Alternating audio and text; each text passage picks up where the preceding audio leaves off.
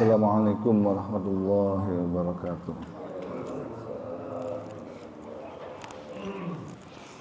Alhamdulillahilladzi anzala ala abdihil kitaba wa lam yaj'al lahu 'iwaja. Wassalatu wassalamu ala sayyidina Muhammadin nabiyil mustafa wa ala alihi washabbihi wa man ihtada ma ba'd.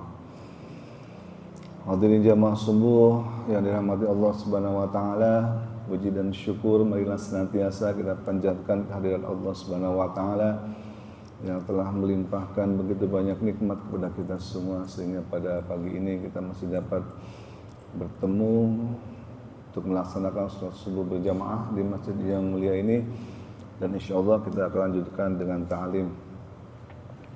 Salawat dan salam semoga selalu tercurah kepada junjungan kita Nabi besar Muhammad SAW yang telah diutus ke dunia ini untuk menjadi suri tauladan bagi kita semua. Mudah-mudahan kita senantiasa bisa mengikuti jejak langkahnya dan semoga di akhirat kelak kita mendapatkan syafaatnya, amin ya rabbal alamin.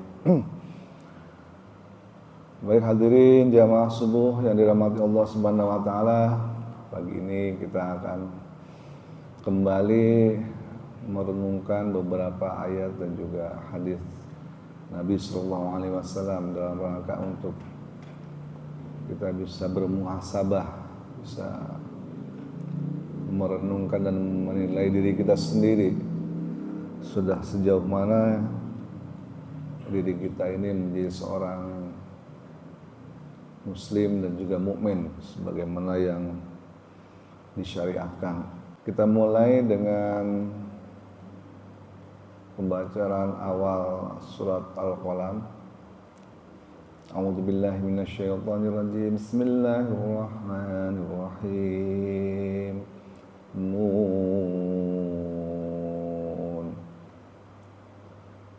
Allahu Akbar.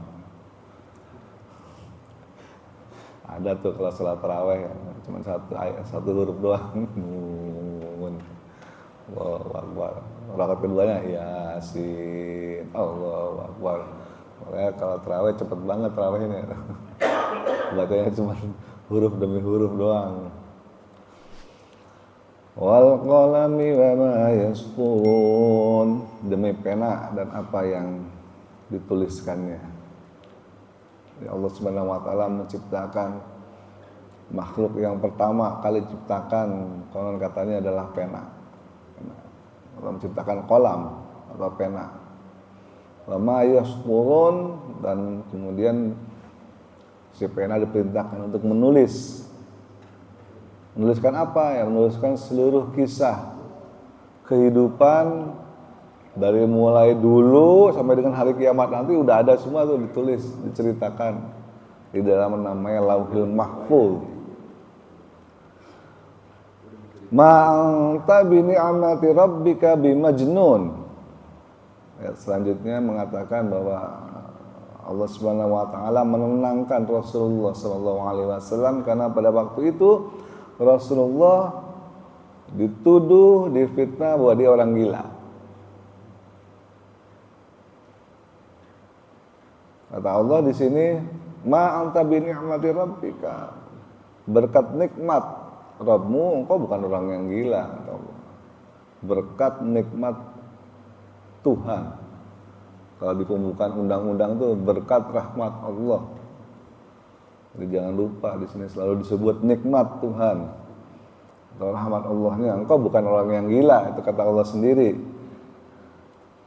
Bahkan wa innalaka la ajran ghairu mamnun katanya, dan sesungguhnya engkau akan mendapatkan pahala ghairu mamnun yang tidak akan putus-putusnya.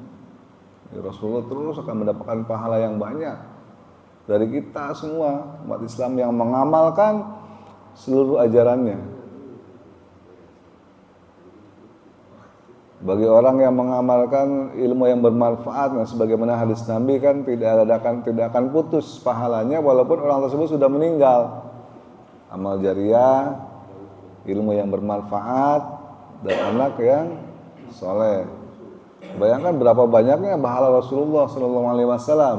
Beliaulah yang mengajarkan kepada kita semua umat Islam seluruh ajarannya Dan mulai bangun tidur sampai tidur lagi itu semua Nabi ajarkan caranya gimana. Dan setiap kita mengamalkan tentu Rasulullah mendapatkan pahalanya. Ghairu mamnun, udah nggak ada putus-putusnya pahalanya. Maka di ayat keempat, wa innaka la'ala khuluqin azim. Ini ayat yang terkenal sekali yang sering kita dengar, dan inilah topik bahasan kita insyaallah di pagi ini. Dan sesungguhnya engkau berada di atas khuluqin azim, akhlak yang mulia, akhlak yang agung. Bukan engkau adalah mempunyai akhlak yang agung, bukan. Al-Quran tidak mengatakan seperti itu, tapi la'ala. Bahkan Rasulullah berada di atas. Jadi kalau ada orang yang akhlaknya hebat, Rasulullah sudah di atasnya. Nggak ada yang mengalahkan akhlak beliau.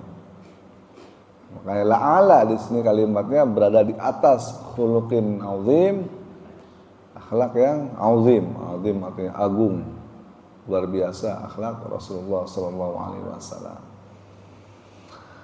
Sebelum kita lebih jauh membahas akhlak-akhlak beliau, mungkin kita bertanya kepada diri kita sendiri, apa sih akhlak itu? Ada yang tahu akhlak itu apa? Akhlak, kayak perilaku.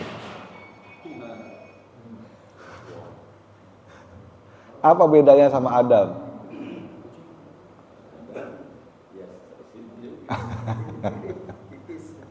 Tipis. Karena ada akhlak, ada adab. Tapi kenapa ada peradaban tapi nggak ada perakhlakan gitu? Karena adab ada peradaban kan gitu. Kalau akhlak kok nggak ada perakhlakan. Jadi bedanya apa? Ada adab, ada akhlak. Orang seringkali mempertukarkan terminologi adab dan akhlak. Jadi adab adalah sesuatu yang dihasilkan dari sebuah kesepakatan yang dibuat oleh manusia, itu adab. Sehingga dengan akalnya manusia bisa menentukan mana yang baik, mana yang salah menurut akalnya. Sehingga kebiasaan tersebut jadilah dia menjadi sebuah peradaban. Kayak orang Jepang itu kan biasa mereka ngantri. Kenapa? Karena ngantri itu dianggapnya suatu hal yang adil. Jadilah menjadi sebuah peradaban di Jepang itu kalau segala sesuatunya harus ngantri. Bahkan di lift atau di tangga berjalan itu ada khusus yang untuk diam sebelah kiri, yang sebelah kanannya boleh orang cepat-cepat berjalan, baik turun maupun naik misalnya seperti itu. Itu adalah adab. Dan itu bisa menjadi sebuah peradaban. Kebiasaan yang memang dibuat berdasarkan kesepakatan dari sekelompok manusia. Itu namanya adab. Apakah adab itu baik? Tentu saja baik. Itu hal yang positif. Tapi apakah adab itu akhlak? Nah, pertanyaannya di sini. Ya kan? Jadi kalau akhlak menurut para ulama adalah sebetulnya adab juga, tapi yang diajarkan berdasarkan ajaran Al-Quran dan Sunnah. Jadi kalau nggak ada di ajaran Al-Quran dan Sunnah itu namanya adab. Tapi kalau diajarkan lewat Al-Quran dan Sunnah, itulah yang disebut dengan akhlak. Tentu lebih tinggi akhlak. Karena bisa jadi seperti misalnya di India. Di India seorang wanita kelihatan udelnya, itu adab di mata mereka, merupakan suatu hal yang umum, merupakan suatu adat kebiasaan. Ya, memang itu adabnya seperti itu. Tapi tentu saja di dalam Islam itu tidak boleh dilakukan karena itu aurat, sehingga itu tidak menjadi sebuah akhlak. Jadi akhlak adalah seluruh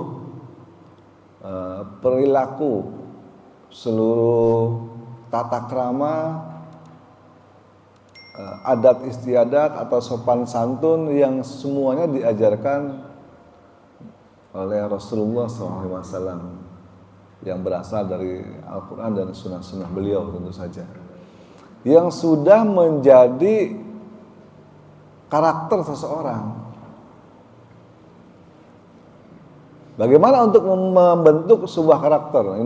Inilah yang menyebabkan kenapa umat Islam di masa yang lalu itu sangat menarik untuk diikuti oleh orang-orang lain. Karena ini tadi akhlak. Sebelum Rasulullah SAW diangkat menjadi seorang nabi, diperintahkan untuk sujud, diperintahkan untuk ibadah, untuk sholat, untuk zakat, ya dibentuk oleh Allah Subhanahu wa taala apa dulu?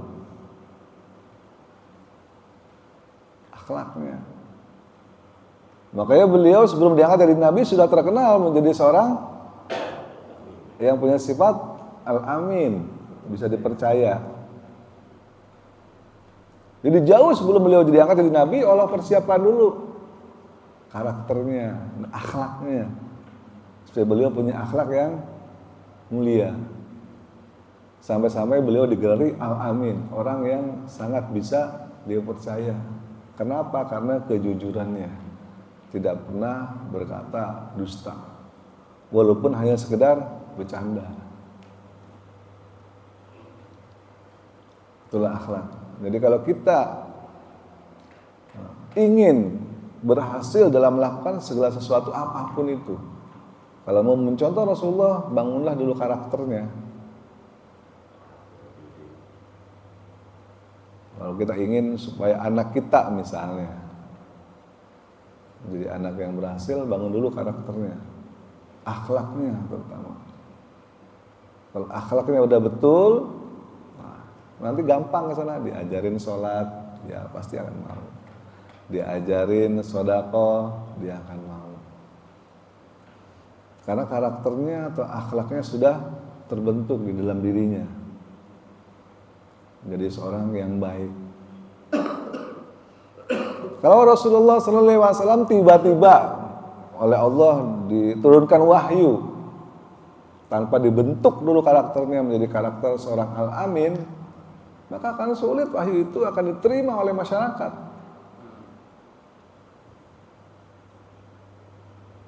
Ah, bohong lu. Iya, coba bayangkan. Kita yang sehari-hari ini bergaul gitu ya, biasa gitu kan. Tiba-tiba Pak Anto suatu saat datang bertamu ke rumah saya. Assalamualaikum. Masalah apa ya Pak Anto? Masuk silakan. Rahmat tanya. Semalam saya dapat wahyu. Wah, saya langsung Nabi. Coba gimana kira-kira? Percaya nggak? Percaya nggak? Tiba-tiba Pak Anto datang ke rumah saya, ke rumah Bapak, ke rumah Bapak, semua datangin atau diketokin rumah. Hah? Ah, coba ngimpi apa semalam itu kan, salah minum obat kali, gitu loh. Serius loh, gitu kan? Nggak ada yang percaya, kenapa? Ya itu tadi. Karena bagaimana orang percaya bahwa seseorang didatangin oleh malaikat, kemudian malaikat menyampaikan wahyu. Wahyunya begini. Dan wahyu tersebut mengubah mindset, mengubah cara berpikir, mengubah semuanya. Adat istiadat orang Arab pada waktu itu. Lu salah minum obat atau apa, tong, gitu. Kira-kira. Nggak ada yang percaya. Kenapa? Karena ya apa sih gitu, impossible gitu. Cuman karena karakter beliau adalah orang yang tidak pernah bohong. Terkenal orang tidak pernah bohong. Orang tuh jadi nggak langsung nggak percaya, nggak. Gua tahu lu tuh nggak pernah bohong. Gua tahu lu tuh bergerak al-amin. Ya kan? Tapi masa iya sih lu jadi nabi, gitu. Lu dapat wahyu. gue masih ragu gitu loh. Ada sedikit keraguan. Beda kalau kita ya yang memang sering berbohong, ya kan, sering apa namanya, gitu. Maka orang akan langsung, sih itu mah kalau ngomong bisa dipercaya gitu misalnya. Tahu dia ya gitu loh. Tapi karena yang ngomong ini adalah seorang Muhammad Sallallahu Alaihi Wasallam, ya masyarakat Mekah tuh geger. Ini orang terkenal seumur hidupnya nggak pernah bohong. Kita yakin kalau dia ngomong sesuatu itu pasti benar. Sekarang tiba-tiba ada yang disampaikan seperti itu, kira-kira benar nggak sih gitu kan? Jangan-jangan dia lagi kesambet kan gitu. Tapi kelihatannya dilihat orangnya biasa aja, jalan biasa, ngobrol biasa gitu. Nggak pernah dia ngomong, jangan-jangan benar. Makanya begitu itu disampaikan, langsung ada beberapa orang yang mau menerima ajakan beliau. Di antaranya adalah Abu Bakar As-Siddiq. Abu Bakar itu selalu percaya, apapun yang diucapkan Nabi selalu percaya. Bahkan waktu Nabi mengatakan, saya terbang ke langit, ya kan, bertemu dengan Allah Subhanahu Wa Taala, diberikan perintah gini, langsung percaya. Lebih dari itu kata Abu Bakar, saya percaya. Karena Abu Bakar yakin temannya dari kecil, ini orang nggak pernah bohong. Jadi apapun yang diucapkan oleh orang ini, betapapun itu muskilnya atau mustahilnya, dia percaya. Percaya gua sama dia. Kalau yang ngomong Muhammad, percaya gua. Langsung masuk Islam, nggak pikir panjang. Abu Bakar, Ali, dan istrinya Khadijah itu udah pastilah. Dan ada beberapa orang lain. Karena yakin dengan kejujuran Nabi ini. Sallallahu Alaihi Wasallam. Jadi dipersiapkan oleh Allah karakter dulu, baru disampaikan risalah. Supaya orang walaupun ragu, tapi ragunya dikit, masih bisa ini lagi, gitu. Didakwahi, dijelas lagi, nggak bener-bener langsung ditinggalkan, nggak. Kayaknya bener gitu. Jadi itu jadi akhlak. Akhlak itu sangat penting sekali dalam kita menjalani kehidupan. Karena akhlak ini meliputi dalam segala aktivitas kita sehari-hari. Kita tidak akan mungkin terlepas dari akhlak ini. Para ulama membagi akhlak ini, satu adalah akhlak tentu saja kepada Allah Subhanahu Wa Taala. Yang kedua akhlak pada sesama manusia. Jadi jangan cuma akhlak kepada manusia aja, akhlak kepada Allah juga ada akhlaknya. Akhlak kepada Allah Subhanahu Wa Taala yang paling utama adalah kita tidak boleh berprasangka buruk pada Allah Subhanahu Wa Taala. Boleh berprasangka buruk. Itulah akhlak. Kita harus yakin apapun yang Allah putuskan kepada kita, apa yang Allah takdirkan kepada kita, itu adalah yang terbaik untuk kita. Baik terbaik di dunia maupun manfaatnya nanti di akhirat.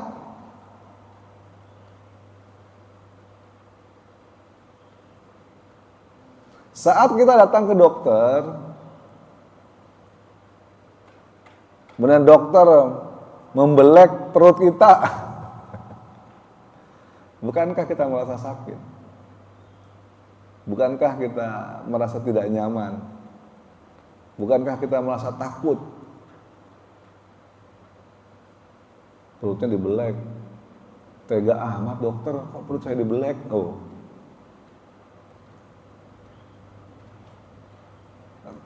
Kalau nggak dibelek lu mati kan gitu. Yang pahaman dokter. Kalau nggak disuntik, ya lu nggak sembuh. Yang paham adalah dokter, padahal di black itu sakit, disuntik itu sakit. Tapi kita berprasangka baik sama dokter, kita percaya sama dokter bahwa ini adalah yang terbaik untuk kita. Masalahnya, bisakah kita percaya kepada Allah Subhanahu Wa Taala bahwa apa yang Allah berikan kepada kita, takdirkan kepada kita, itu adalah yang terbaik untuk kita? Itu yang sulit. Allah kok gini amat sih hidup, misalnya ada yang gitu.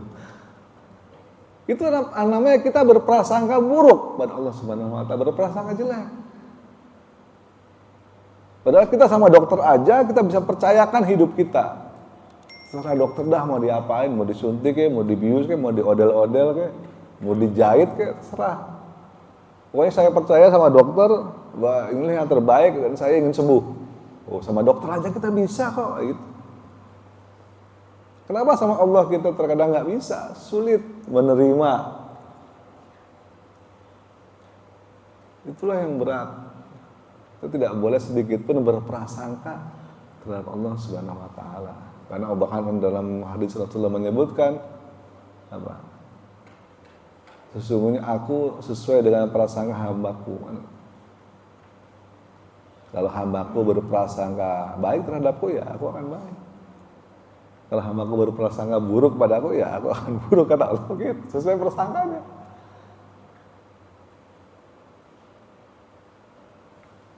Makanya kita berprasangka aja, kita akan masuk surga, berprasangka aja, itu sesuai.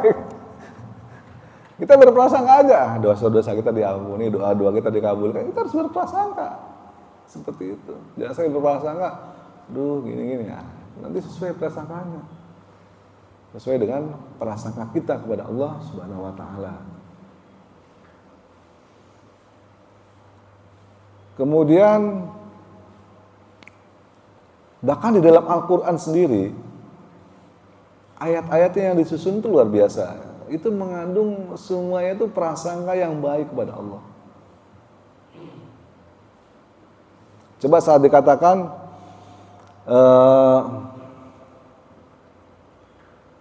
apa namanya, siratal ladzina an'amta 'alaihim, tunjukkanlah kami ke dalam jalannya an'amta. Apa arti an'amta? Terus an'amta, yang engkau beri nikmat. Di situ ada huruf ta. An'amta, yang engkau beri nikmat. Ada engkaunya. Ada ta'nya, an'amta, yang engkau beri nikmat. Beda dengan kalimat al-maghdub. Kenapa gini? Kan kalau misalnya yang bikin itu orang yang nggak paham tentang akhlak, tentang tadi adab, dia akan mengatakan, tunjukkanlah kami ke jalan yang lurus, jalan yang engkau beri nikmat, bukan jalan yang engkau murkai, dan bukan jalan yang engkau sesatkan. Nah, saat beri nikmat ada kata engkaunya di situ, tapi saat dimurkai nggak ada tuh kata engkaunya. Siratal ladzina an'amta, ada an'amtanya. Ghairil maghdubi, bukan ghairil maghduta misalnya. Ya kan? Jalan yang engkau beri nikmat, dan bukan jalan yang dimurkai, dan bukan jalan yang sesat. Enggak disebutkan di situ Allahnya. Padahal yang dimurkai siapa? Oleh siapa? Oleh Allah dimurkai juga kan. Yang disesatkan Allah juga. Tapi adabnya, akhlaknya tak boleh menyandingkan sesuatu dengan Allah yang buruk. Nah, dari itu balik lagi. Tapi yang baik sandingkan dengan Allah. Maka seringkali kalau Ustaz atau kiai ngomong gitu, segala sesuatu yang baik datangnya dari Allah. Tuh. Kalau yang benar datang dari diri saya sendiri. Itu namanya akhlak. Walaupun semua takdir kan Allah yang menentukan kan gitu. Tapi akhlak kita nggak boleh sedikit pun di dalam hati datang dari Allah. Oh, karena Allah sudah menentukan gini, ya udahlah, gua begini gitu kan. Itu kalau takdir Allah. Nggak boleh. Kalau kita mendapat sesuatu musibah, sesuatu yang negatif, itu gara diri saya sendiri, bukan karena Allah. Tapi kalau kita mendapat kebaikan, Allah lah yang memberikan anugerah ini kepada saya. Itu. Bahkan surat Al-Fatihah pun disusun seperti itu. Ada lagi ayat Nabi Ibrahim berkata, surat apa itu lupa. Saat aku sakit, Allah lah yang menyembuhkan. Itu tuh. Ya kan? Saat aku sakit, Allah lah yang menyembuhkan. Tidak dikatakan gini, saat Allah memberikanku sakit. Tuh, beda kalimatnya ya. Saat sakit yang dirasakan, dia tidak menyembuhkan, Allah yang memberikan sakit, tidak. Tapi saat menyembuhkan, Allah lah yang menyembuhkan. Itulah akhlak. Nah itu. Fa idza maridtu fahuwa yashfi. Ketika aku sakit, maka dialah yang menyembuhkan. Bukan ketika dia memberikanku sakit, tidak. Itulah akhlak. Hah? Betul. Betul, tapi akhlaknya tidak boleh disebutkan. Nah, itu namanya berprasangka buruk gitu loh. Ya kan? Sesuatu yang negatif menimpa kita, kita katakan itu kesalahan kita sendiri. Tapi kalau positif yang menimpa kita, itu adalah dari Allah. Itulah namanya akhlak. Makanya manusia diciptakan oleh Allah Subhanahu wa taala untuk apa? Jin dan manusia. Untuk ibadah kan. Ama khalaqtul jinna wal insa illa liya'budun, untuk ibadah. Tapi Rasulullah diutus ke dunia untuk apa? Memperbaiki apa? Nggak nyambung kan gitu. Kan Allah ciptakan kita untuk ibadah. Kenapa Rasulullah diutus bukan untuk mengajari ibadah kan gitu? Kenapa Rasulullah diutus untuk mengajarkan akhlak? Innama bu'itsu liutammima makarimal akhlak. Sesungguhnya aku diutus hanya untuk satu-satunya itu. Hanya untuk innama, ada namanya innama. Aku diutus satu-satunya hanya untuk liutammima makarimal akhlak, menyempurnakan kemuliaan akhlak. Kok bukan mengajarkan ibadah? Kan kita diciptakan untuk ibadah. Harusnya Rasulullah diutus untuk mengajarkan kita ibadah, bagaimana cara ibadah kan begitu. Jadi kok Rasulullah diutus untuk menyempurnakan akhlak, mengajarkan akhlak kepada kita. Apa maksudnya? Kok bukan mengajarkan ibadah? Kenapa dalam ibadah itu sendiri mengandung akhlak di dalamnya? Jadi ibadah merupakan satu dimensi daripada akhlak itu sendiri. Akhlak itu dimensinya sangat luas, semuanya mencakup akhlak. Bahkan di dalam ayat Al-Quran ada tata caranya, dalam doa ada tata caranya, dan segala hal ada tata caranya supaya kita berbaik sangka kepada Allah Subhanahu wa taala. Itulah akhlak yang paling dasar, paling utama itu. Kalau kita udah bisa berbaik sangka pada Allah Subhanahu wa taala, nanti kesananya insya Allah gampang. Yang penting itu, jangan sampai kita ada, bahkan ada orang mengatakan misalnya gini, aduh saya nggak mau haji dulu deh, takut ntar dibalas di sono tuh. Itu aja udah berburuk sangka kepada Allah. Emangnya Allah tukang balas kan itu?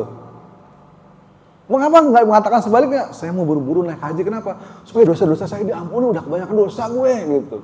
Mestinya bilangnya gitu. Kenapa? Dengan secara tidak langsung kita mengatakan bahwa Allah tuh Maha Pengampun. Dan dengan kesana tuh harapan kita dengan Allah tuh ampunan Allah dengan cepat dapat turun gitu.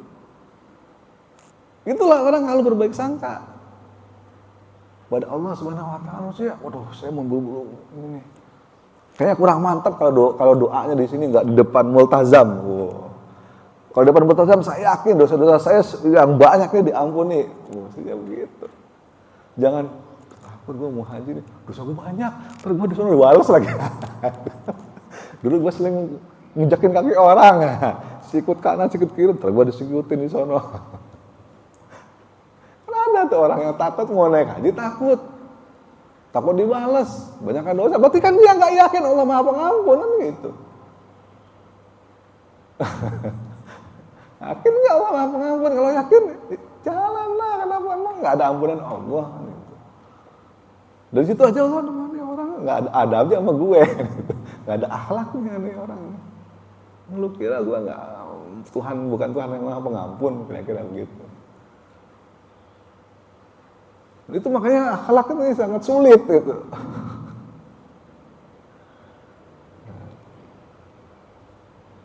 Setelah akhlak kepada Allah Subhanahu wa taala, kemudian kita akhlak kepada tentu sesama manusia. Nah, ini yang terkadang kita sendiri suka lupa. Kita terkadang merasa bahwa kita kalau sudah ibadah, itu kita udah jadi orang yang baik. Kita udah sholat di masjid, sudah rajin puasa, rajin baca Quran. Kita merasa kita udah jadi orang baik. Belum. Itu baru akhlak pada Allah. Akhlak pada manusia aja belum. Dan akhlak pada Allah ya sudah sewajarnya. Karena Allah yang memberikan kita segala sesuatu nikmat yang kita rasakan, ya sudah sewajarnya kita ibadah. Sama kayak kita kepada orang tua. Kalau orang tua manggil, kita manut kan. Orang tua merintah, kita juga nurut, nggak boleh ngebantah kan begitu. Kenapa? Sewajarnya orang tua kita lah yang memberikan kita makan, yang membesarkan kita, yang mendidik kita, sudah sewajarnya. Itulah akhlak kita kepada orang tua. Begitupun ibadah, itulah akhlak kita kepada Allah Subhanahu wa taala. Itu sudah sewajarnya kita seperti itu, harus. Tapi beda kita akhlak kita dengan sesama kepada orang lain.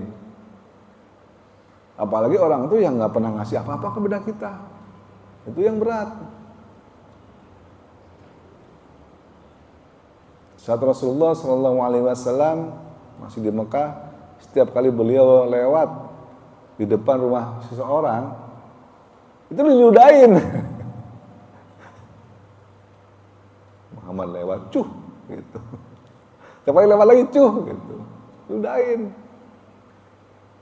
Suatu saat Rasulullah lewat ke situ, tumben gak ada yang ludahin. Biasanya ada yang ngeludahin gue. Mana nih orang ngeludahin? Tanya sama tetangganya, yang si Anu mana? Yang biasa ngeludahin gitu. Lagi sakit tuh. Hah? Lagi sakit? Langsung tengok sama Nabi tuh. Bisa nggak kita kayak begitu? Berbuat baik kepada orang yang menyakiti kita. Itu yang berat.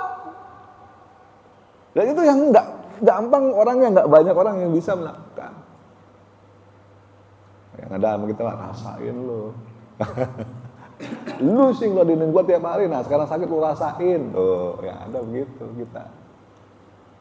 Ada juga datengin, mau diludahin. Ada yang datengin diludahin balik. Ya, coba. Gimana tuh bisa kayak gitu? Ini kalau orang baru bisa ibadah, baru bisa ini, belum.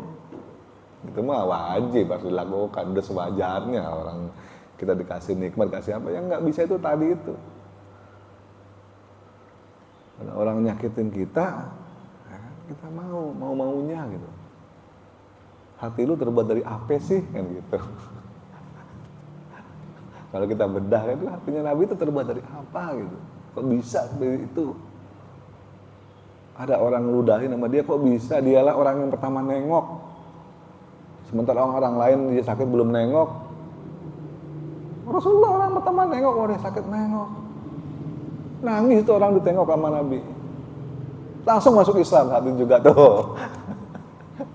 Ya kan? Gimana orang nggak tertarik dengan Islam? Kalau kelakuan nabinya itu seperti itu. Kelakuan umatnya seperti itu. Semua. Maka Islam menyebar dengan cepat.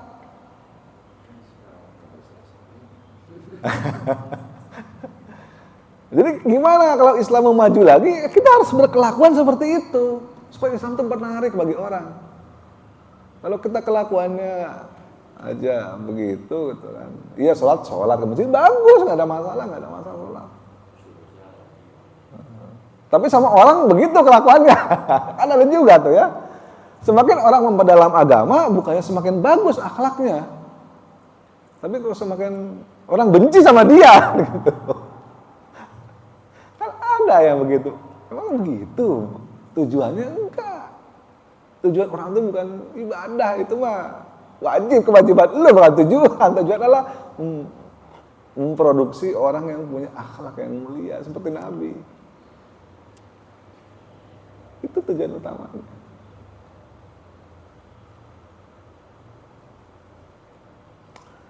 Tapi memang tidak bisa dicapai dengan cara yang instan. Itu masalahnya di situ. Kata para ulama mengatakan ada 3 cara untuk bisa kita mencapai, ya, paling tidak berusaha untuk mengarah ke situ. Yang pertama tentu adalah pembiasaan. Jadi sesuatu yang kita biasakan terus-menerus yang awalnya itu terasa berat, lama-lama jadi ringan karena udah terbiasa. Ala bisa karena biasa kalau kata pepatah kita. Yang dulu mungkin kita senang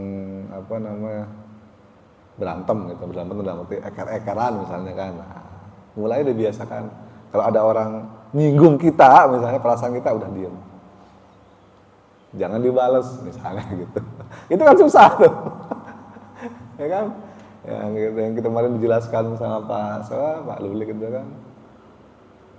Karena yu'minu billahi wal yaumil akhir falyaqul khairan. Berkatalah yang baik. Aw liyasmut, kalau nggak bisa diem. Diam. Jadi diam itu adalah emas kan gitu loh. Jelaskan.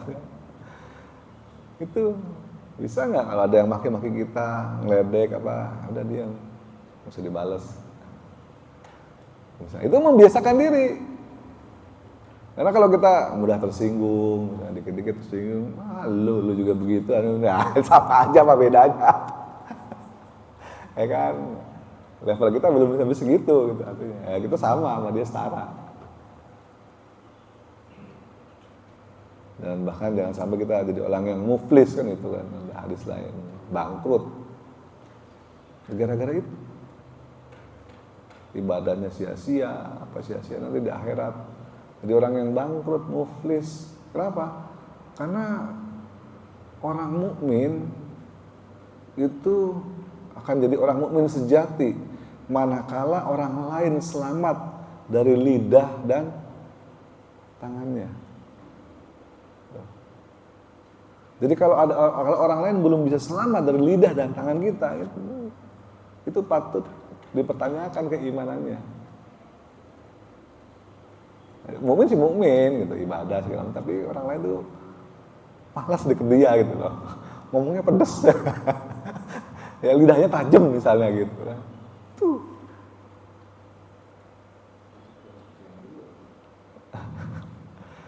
Kan ya ayyuhalladzina amanu ya amanu taqullaha wa qulu qaulan sadida.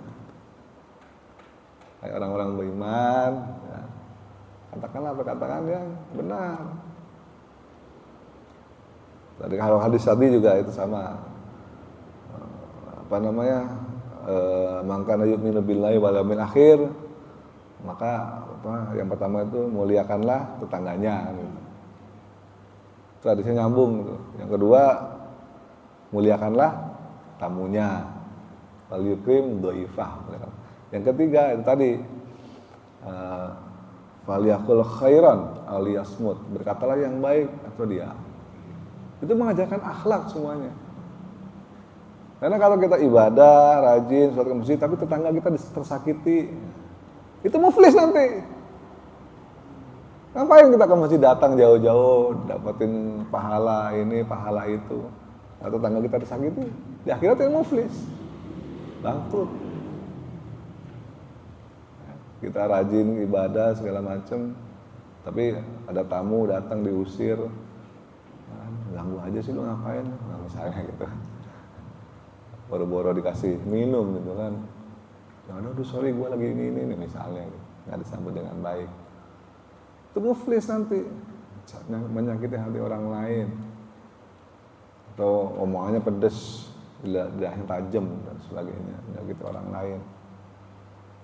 Bisa jadi muflis. Jadi jangan sampai kita bangga dengan ibadah sebelum kita bisa seperti itu.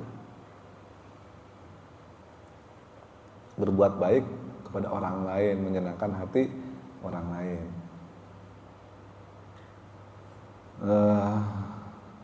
Mungkin itu aja kali ya. Jadi insyaallah nanti di pertemuan yang akan datang kita akan lebih detail membahas satu demi satu akhlak Rasulullah SAW seperti apa sih dan bagaimana kita bisa membentuk supaya kita juga mempunyai akhlak ya minimalnya mirip-mirip lah minimalnya. Kalau nyamain sih nggak mungkin, mustahil karena terlalu tinggi. Bahkan terkadang Rasulullah juga sebagai seorang manusia hampir melenceng, hampir gitu. Itu langsung diingatkan Allah di surat Abasa gitu. Abasa wa tawalla. Ada orang yang mukanya cemberut, gitu kata Allah, gitu, nyindir. Anja ahul ama. Gara-gara datang orang buta sama dia. Waktu Rasulullah berdakwah kepada orang-orang pemuka-pemuka Quraisy, berdakwah menyampaikan Islam dengan semangat kan. Diskusi di depannya pemuka-pemuka Quraisy, Rasulullah lagi presentasi. Tiba-tiba datang orang buta. Ya Rasulullah, ajarkan aku tentang Islam. Cuekin sama Nabi itu. Langsung tegur sama Allah. Sama tawalla. Oh, langsung Nabi langsung tinggalin tuh orang Quraisy sebab pemuka, datangin orang ini. Begitu ayat itu turun. Sini. Itulah akhlak. Jangan mentang-mentang kita lagi di depan orang ini, ada orang yang ini lebih pasti, dia udah pasti mau. Yang ini belum tentu mau semua nih, pemuka-pemuka ini. Belum tentu mau masuk Islam semua. Tapi ini udah ada yang pasti yang satu, kenapa enggak? Lu layanin dulu yang ini kan gitu.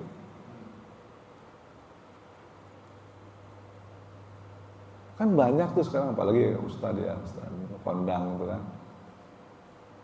Dari jadwal nih, tanggal sekian yang mau datang ke Anas misalnya. Tiba-tiba ada lagi yang ngundang menteri, dibatalin ke Anas. Kecil ini aja yang gede, gitu. Ya. Jadi hal seperti itu akhlak, semua kena itu. Betapa kecewanya, kan udah janji. Ya maaf, alasannya inilah itulah. Banyak kan seperti itu, terutama ustadz yang terkenal gitu, sehingga dia membatalkan secara sepihak janjinya dia sendiri. Itulah akhlak yang nggak baik, dan itu yang membuat dia itu muflis nanti. Hati-hati, semua itu kena semua. Kalau akhlaknya nggak baik, udahlah pokoknya semua akan sia-sia ibadahnya, sia-sia ini semuanya. Makanya Nabi diturunkan ke dunia untuk menyempurnakan akhlak. Ibadah mah itu mah udah akhlaknya. Oke, mungkin ada yang bertanya, silakan. Assalamualaikum warahmatullahi wabarakatuh. Kalau Allah langsung menegur Rasulullah ketika ada yang orang buta itu. Ya. Kalau memang kan Allah sangat berkuasa terhadap Rasulullah kan gitu. Ya. Kenapa kata-katanya ada yang berbicara Hai Muhammad, nggak begitu ya? Enggak, itu pun akhlak.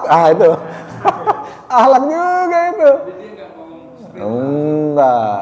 Allah tidak pernah menyebut langsung nama Muhammad saat memanggil. Ya kalau enggak tadi dengan bahasa sindiran ya. Ada yang mukanya cemberut, gitulah. Kalau enggak ini, Nabi, ya ayyuhan Nabi itu, nggak pernah. Ya Muhammad nggak ada. Coba lihat seluruh Al-Quran, nggak ada. Tapi ya Musa ada itu, ya Ibrahim ada, Hai Musa, Hai Ibrahim. Ya Isa ada, tapi ya Muhammad nggak ada satupun. Cari di Al-Quran. Itu pun akhlak Allah kepada Nabi. Luar biasa kan? Gak pernah menyebut langsung namanya.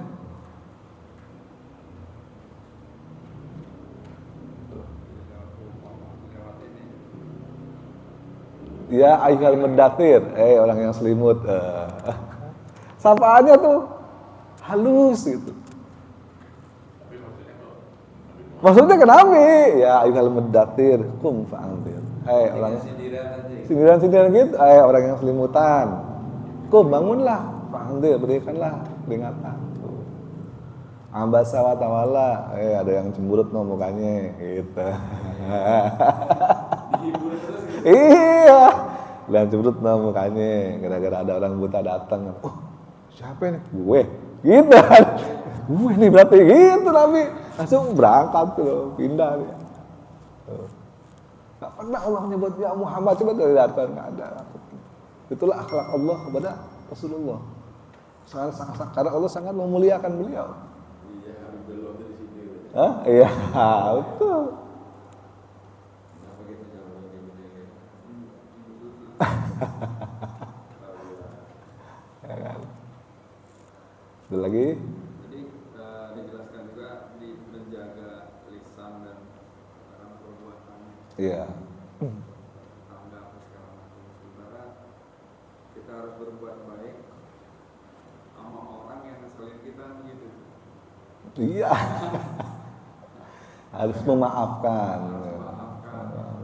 Itu rada susah ya. Susah, emang. Bukan udah susah, susah banget itu. Iya. Tapi ada ya Pak yang Ya, itu kalau yang baik ya patut kita contoh. Itu yang positif, yang baik. kita dapat kesempatan itu balas ya. Nah ini nggak boleh balas. Ya. Gimana? Gitu. Kita anggap satu sama kan. Karena kalau nggak dibalas 1-0 tuh berarti. Iya. Dan skor sama nih, satu sama nih. Balas. Itu yang susah. Jangankan kita, Abu Bakar aja nggak bisa kayak gitu. Abu Bakar dia pernah dimaki-maki orang. Ada Nabi di sampingnya Abu Bakar. Waktu Abu Bakar dimaki-maki orang, Nabi diem aja, diem. Tapi begitu Abu Bakar berdiri ngebalas orang itu, Nabi pergi. Abu Bakar kok gue ditinggal Nabi, tadi pas gue dimaki-maki Nabi diem aja sih. Begitu gue balas maki-maki orang itu, kok malah gue ditinggalin Nabi kan gitu. Nabi pergi ngeloyor. Dikejar lah Nabi. Ya Rasulullah, kenapa kau meninggalkan aku? Katanya. Waktu kamu tadi dimaki-maki itu banyak malaikat yang doain kamu kayak gitu. Jadi aku diam aja, senyum-senyum, diam. Tapi waktu kamu ngebalas makiannya dia datang setan-setan semua. Saya pergi ngapain deket-deket setan? Susah ya gitu kan. Yang bisa ngelihat kan Nabi. Bahkan kan nggak bisa ngelihat. Dia ngerasa gue dimaki-maki, begitu ada kesempatan gue balas. Gitu. Biar satu sama kan gitu. Sepertinya kalau Nabi Muhammad itu kalau dia secara fisik dihina dia sendiri, Ya. marah. Enggak. Tapi kalau agamanya dihina, perang. Ah betul. Makanya, itu lain lagi. Makanya harus dibedakan nih menghina pribadi atau menghina agama. Gitu. Yang pribadi nggak pernah Rasulullah marah. Bilang apa? Bilang nggak ada masalah. Nah, diludahin apa sih ruginya diludahin? Kan ada yang rugi. Toh nggak kena kan gitu. Cuman ego aja merasa terhina kan gitu. Dibilang gila lah, dibilang pembohong, dibilang tukang sihir, ya kan? Terus ruginya apa bagi kita? Kalau kita mikir positif ya, apa sih ruginya dihina? Kan ada masalah. Kan kita duit kita nggak berkurang kan gitu istilahnya kan, kita pahala kita juga bertambah malah. Orang-orang juga tahu kalau kita bukan seperti itu. Terus apa? Kalau kita mau ngomong yang positif ya, tapi kan kesel. Misalnya, monyet lu, nah misalnya gitu. Siapa dong lu bilang gua monyet gitu. Padahal kalau kita dibilang monyet, kan orang tahu kita tuh bukan monyet gitu loh. Ya kan? Terus ruginya apa gitu? Kalau kita diem aja misalnya nggak ngebalas, ruginya apa? Gak ada rugi gitu. Satu pahala dapat, pahala sabar, ya kan pahala nggak ngebales. Kedua orang itu tahu kita tuh bukan monyet. Jadi kita nggak perlu marah dibilang monyet kan gitu. Tapi kan kebanyakan kita kalau dibilang monyet kan kesel, malah sialan gue bilang monyet tuh siapa lu nying. Ah ya ada gitu. Lah sama aja kita sama dia apa bedanya? Dia bilang kita monyet, kita bilang nying gitu. Apa nying gitu kan. Karena kan puas itu. Nah kepuasan itu yang mesti ditahan sama kita. Nah, itu yang susah, sangat susah. Oh pendek. Harusnya begitu ya. Harusnya begitu. Terus buat manusia deh. Ada kambing di sini kan. Langsung kicap. Itu ada begitu kan. Itu caranya harus begitu. Mother kita tuh benar. Kalau enggak, pokoknya kalau kita tersulut udah susah nanti ya sama-sama. Kayak Abu Bakar juga susah itu. Lagi Umar, coba-coba digampar sama Umar malah langsung nih. Enggak, malaikat gak marah lah, justru itulah berlatih untuk jadi malaikat. Emang benar, berlatih untuk jadi malaikat. Caranya tadi itu kan susah, emang susah gitu kan. Nggak enak, justru itu nggak enak itu. Kalau kita bisa melawan rasa nggak enak, itulah pahala yang besar. Karena kita merasa direndahkan gitu. Lah itu ego kan, balik ke ego. Padahal kita itu balas itu ngajar gitu ya. Pahala luar biasa kan kelihatan. nggak kelihatan. Makanya tadi Nabi, Nabi kan ngelihat tuh waktu Abu Bakar dimaki-maki sama orang, Nabi ngelihat tuh banyak malaikat datang, mendoain segala macam. Karena Abu Bakar dia waktu itu masih sabar. Begitu Abu Bakarnya berdiri ngebalas, apaan lu? Ini. Pergi malaikat yang datang setan semua. Ya Rasulullah pergi. Kalau bisa ngelihat mah seperti itu kenyataannya. Masalahnya kita nggak bisa lihat. Yang ada kita merasa dihina, merasa direndahkan, merasa kita wajar bahwa kita membalas. Wajar kita membalas. Padahal Al-Quran jelas mengatakan loh. Apa tuh di surat apa? Wa ibadur rahmanil ladzina yamshuna 'alal ardi haunan wa haunan. Wa idza khatabahumul jahiluna qalu salama. Kalau ada orang yang menghina kita, merendahkan kita, qalu sama, katakanlah salam. Peace. Nah, gitu. Kalau orang menghina kita, katakanlah salam. Itu yang diajarkan seperti itu. Ya itu susah. Kalau ada orang tiba-tiba orang lewat itu. Berarti kalau ada pemimpin yang dihina pribadinya gitu. Itu Ya kalau salama. kalau salah. Begitu yang di institusinya gitu kan. Iya. Itu baru yang dinamakan wah nih apa namanya penghinaan terhadap. Iya, betul. Jadi nggak ada dipisahkan antara pribadi dengan institusi kan. Iya harus dipisahkan tuh. Antara pribadi. Gitu kan. Nah, ini disebutnya presiden ini yang mana kan gitu kan. Kalau si Rocky Gerung yang dia sama bukan orangnya. Yang namanya dikecilin ya. Ya nggak enak, kalau nggak enak. Taruh kan gitu. Karena kita merasa diri kita itu apa namanya? Karena kita merasa diri kita itu kecil, wah nggak enak. Kalau kita merasa diri kita besar, kamu ada orang kaya misalnya nih, si siapa orang kaya di Indonesia tuh, sebenarnya yang terkaya di Indonesia tuh siapa? Aguan misalnya kan, dibilangin langsung orang kere, marah nggak dia? Nggak bakalan, orang kere, kan gitu istilahnya. Lu kali gitu. Atau apa tau B.J. Habibie misalnya kan, dibilangin bego lu, nggak bakalan dia marah. Kenapa? Dia nggak merasa diri dia nggak bego. Gitu. Justru lu yang bego gitu, yang nggak paham apa yang gua omongin kan gitu. Jadi orang yang merasa dirinya itu nggak seperti itu, dia harusnya nggak marah harusnya. Lain kalau dia memang merasa bego. Misalnya di kelas ya, ada murid diajarin sama gurunya kagak bisa-bisa misalnya kan.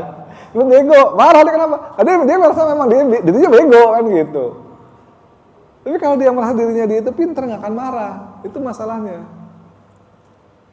Jadi kalau orang disebutin sesuatu terus dia marah, artinya dia merasa emang bener gua tuh kayak gitu. Jadi dia merasa direndahkan.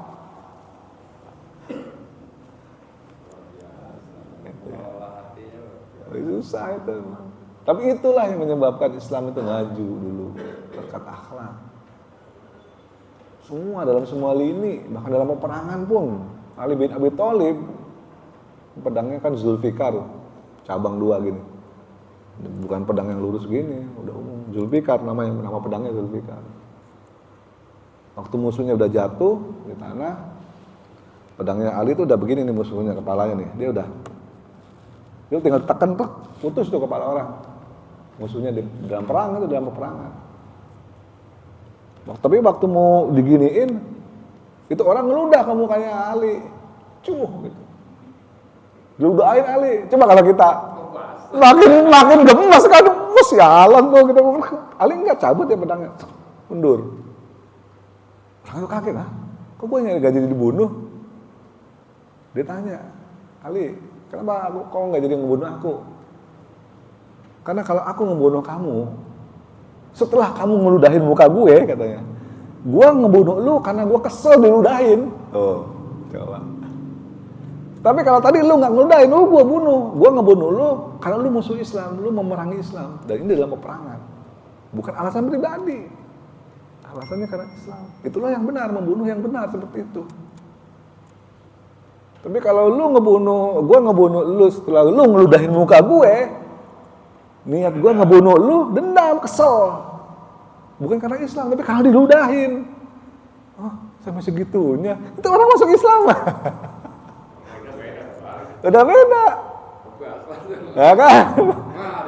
Wah, sialan kan makin tuh. Bukan cuma gini kali gitu kan. Akhlaknya masih segitunya, ini Ali. Berarti kalau ditarik tuh sampai kepada jadi karakter ya, jadi awal. Betul, jadi karakter. Pembiasaan dulu. Ada pembiasaan dulu terus. Jadi karakter sehari-hari ya seperti itu. Adab jadi akhlak ya. Iya, karena udah kebiasaan. Dia nggak ngerasa itu hal yang baik, biasaan. Emang sehari-hari begitu gue gitu. Udah otomatis nggak pakai mikir. Kayak Ali tadi begitu ludahin mundur dia. Itu nggak pakai mikir. Begitu ludahin dia mundur langsung. Karena tahu egonya lagi main nih. Iya benar. Udah kepatri itu egonya lagi main. Wah salah nih gue, mundur. Itu otomatis nggak pakai mikir dulu. Ntar gini-gini, enggak, dia otomatis. Nggak pakai mikir. Begitu diludahin langsung mundur. Susah kan kayak gitu. Mana coba. Begitu ditanya baru dijawab. Oh gitu ternyata. Karena udah jadi karakter, udah jadi akhlak, udah nyatu sama dirinya, emang seperti itu. Tapi ilmu itu malah diterapkan di luar, di orang-orang muslim, sekolah-sekolah di luar negeri itu. Apa orang-orang yang mulai awal sekolah karakter buildingnya itu udah diterapkan. Ya itu makanya. Disiplinan. Ya betul. Kalau kita kan enggak. Ya. Kita sekolahnya kan penting matematikanya bagus, fisikanya bagus, bacanya Akademis ya. Iya. Tapi karakter buildingnya Nggak ada. Kalau dulu ada ya. Ya, dulu ada. Yep. Kalau menduduki satu jabatan, PSN pasti di sumpah Al-Quran di atas. Tapi nggak nyerap di dalam ya. Nah itu karena pendidikan karakternya tadi, nggak dari kecil ditanamkan.